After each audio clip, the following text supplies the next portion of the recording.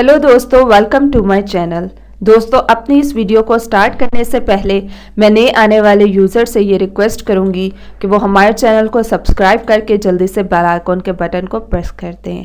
आज की इस वीडियो में मैं आप लोगों के लिए एक बहुत ही आसान और घरेलू टोटका लेकर आई हूँ, जिसको यूज़ करने से आप लोगों को बहुत ही ज़्यादा होने वाला है फ़ायदा।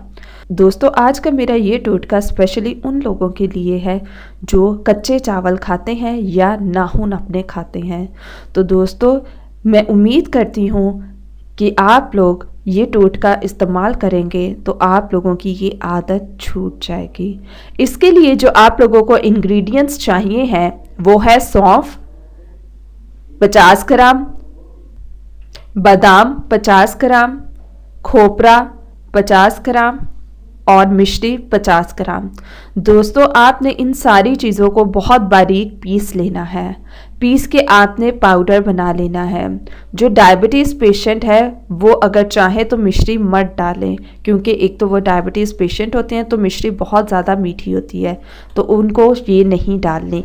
बाकी तीनों चीज़ों को मिलाकर आप खा सकते हैं, और वो लोग भी खा सकते हैं जिनको मीठा नहीं पसंद, तो वो इन तीनों चीज़ों को मिला लें और इसका पाउडर बना लें। रोज़ रात को आपने आधा चम्मच ये खा लेनी है। तो दोस्तों, जब जब आपका दिल करे कच्चे चावल खाने का या नाखून चबाने का, तो आप 1 चम्मच या आधा चम्मच ये खा लिया करें, तो आपकी ये आदत छूट जाएगी। आपने इसको कम से कम 2 से 3 महीने यूज़ करना है। इससे आपका दिमाग भी तेज़ होगा।